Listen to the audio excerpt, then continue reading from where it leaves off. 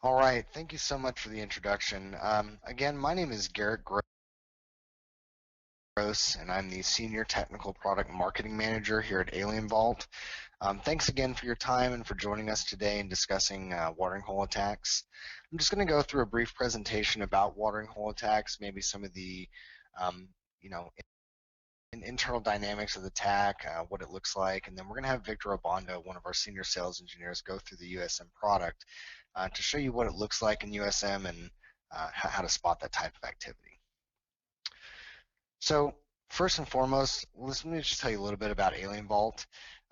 Alien Vault is a leading provider of unified security management. We have offices here in Austin, Texas. We're actually headquartered out of San Mateo, California. We have offices as well in Granada and Madrid, Spain, and Cork, Ireland. And we do develop a unified security management platform that encompasses the major security controls that we feel kind of comprises a truly comprehensive approach to security. So not only are we delivering a platform, but we're also delivering the underpinning threat sharing and independent research done by our labs team that helps us bolster the data that we collect within USM. We'll talk a little bit about that more later. So let's go over an agenda of what we're going to discuss today. We're going to talk about, first and foremost, how watering hole attacks work. We're then going to move to what attackers will do next to infiltrate the network and wreak havoc. We'll then discuss why detecting these attacks can be tricky. And then, as I mentioned, Victor's going to lead you through a demo and how to detect the watering hole attack within Alien Vault USM. So, what is a watering hole attack? Well, here's a watering hole attack in 4 easy steps. The first step, which can sometimes be the hardest, is to determine the target group. What really differentiates a watering hole attack from maybe just a drive-by, cast a wide net type attack is that we're actually, or the attacker rather, is looking at a targeted group of individuals. So for instance, in early 2013, a bunch of mobile developers were hacked because they were going to a compromised website. I think it was iPhone Dev SDK. It was a really popular forums. Well, that site had been compromised, and it was directing them to other sites where they're injecting malware into their machine. So again, the attacker is going to identify a website that has a very specific set of users that will go to it. It's going to compromise a well-known, legitimate site, and that's important because that avoids blacklist issues. It's really hard for someone to blacklist. It's a bad example. Maybe Facebook.com. It's just not going to happen. Once we determine who we're going to attack, who we're going to attack as the attacker, we're going to identify vulnerabilities on those websites.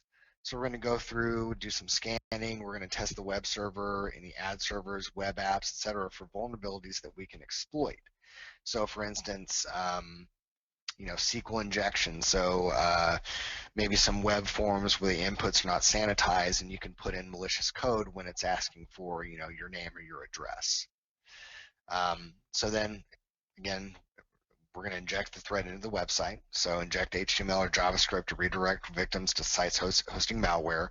As just discussed, do this via some sort of cross-site scripting attack. And then really the easy part is we're just going to sit in the tall grass and wait for the targets. Those targets will be redirected from the compromised site, kind of like the a mobile developer forum. They'll eventually go to maybe the other site and be compromised by the download of malware. Maybe they are now being controlled by a command and control server, or they now have the bot software that kind of affiliates them with the attacker's botnet. Either way, certainly a bad situation. And one thing that we've seen out in the wild is that these attacks are being coupled with phishing campaigns. So not only are you targeting the attacker and leading them to go to a compromised website, but maybe you also include some kind of malware attachment in an email or a message or something directed to them. So, you're essentially just casting a wider net, and they have the opportunity to be compromised now in 2 different ways. So what happens next? Well, obviously, we're going to collect the underpants, then I don't know, and then we'll profit. Anyone who follows the underwear gnomes philosophy knows that this is an effective procedure. No, seriously, folks, what's going to happen next? Well, this is where it gets bad because you now have given control to your box to someone else. Now, the level of severity depends on what that box is used for. If that's just your personal machine, they can still get identifiable information from you. They can use your access to browse the rest of the domain. If this compromised machine holds intellectual property or cardholder data or proprietary information, they can then exfiltrate the data and steal it out of your environment and into their hands. This is commonly when you see like very large dumps of password hashes or passwords that have been hashed. They can exfiltrate this data, put it onto their machine, and then they have all the time in the world to try and crack these passwords, and then who knows what's going to happen next once they have that type of data. And then, the one thing that we kind of look at, well, this is horrible activity. What can we do to prevent ourselves from being compromised like this? Well, the unfortunate truth is you're probably going to be a victim of this type of attack. What we're here to do is help you spot it so that you have as much information, as much time to mitigate this attack and hopefully deal with it before it wreaks havoc. Some of the reasons why this is tricky for your traditional security control to detect. Well, your firewall probably is not going to catch it. This attack is executed via an existing permitted session. So you've logged into the box with your credentials. You're on a web session that you initiated. Your session has essentially been hijacked, and it kind of looks like you're performing these actions, that you're going to this website that's been compromised.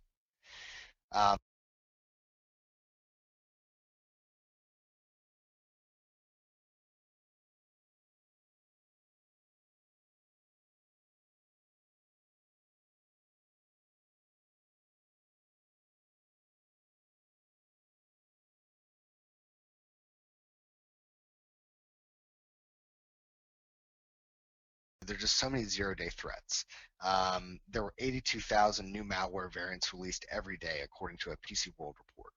So the chances of your traditional, malware detection scan, it's probably not going to catch it unless there's a entry in their database of threats, and that's just not that common these days. It's really easy to take an existing malware and kind of manipulate it to where the signature is completely different.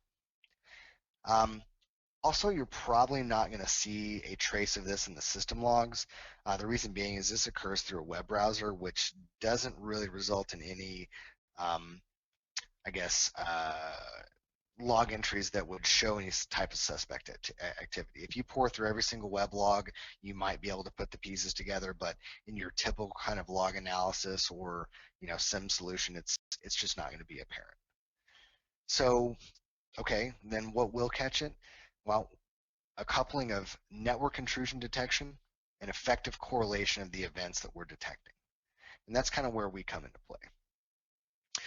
We offer a unified security management solution that, as I mentioned earlier, incorporates the 5 essential security controls that we feel offers a truly comprehensive approach to your environment security. First and foremost, asset discovery. Some folks may be seeing this and you say, well, yeah, that's a no-brainer. You need to know what's out in your environment.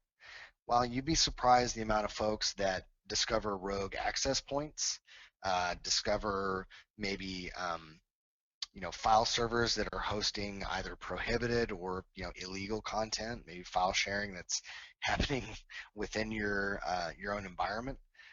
In fact, in an undisclosed company that I dealt with in the past, I had a